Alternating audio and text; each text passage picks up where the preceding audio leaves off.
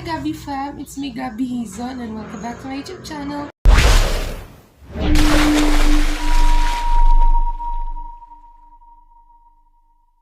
So for today's video is all about hair care. This review na natin ang Vitress Hair Repair Cuticle Coat. This is 30 ml product. So nabili ko to sa Pure Gold, 95 pesos. So, if you want to be foggy and silky smooth hair, just keep on watching. Here's the packaging looks like, yung Vitress Cuticle Coat Hair Repair. Yun po sa likod, babasa ng directions. This is 30 ml products. It restores system, restores damaged hair. Pabuksan natin. So, ano amoy? Bango niya, guys. Amoy blue raspberry. So let's start apply this on my hair. There you go, guys. Can to demonstrate na ako nagpa-purchase ako. Napapalibig dito muna and then put this one.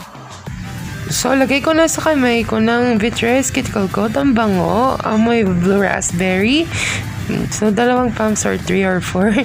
So taas ko muna, mamassage ko muna and pak na pak. Ang pogi mo at napaka-silky smooth talaga. Parang walis tambo.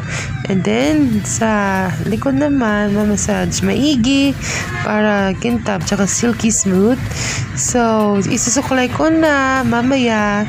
Time-lapse ko muna and here's the result!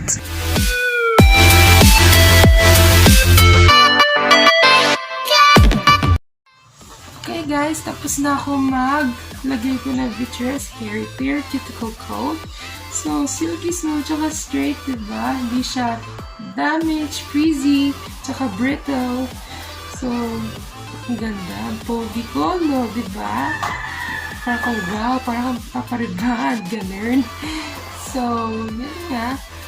Ay, gusto mo pang review pa ng Vitress others, and I got some Vitress Solen Hair Cuticle Coat Black Clean coming soon.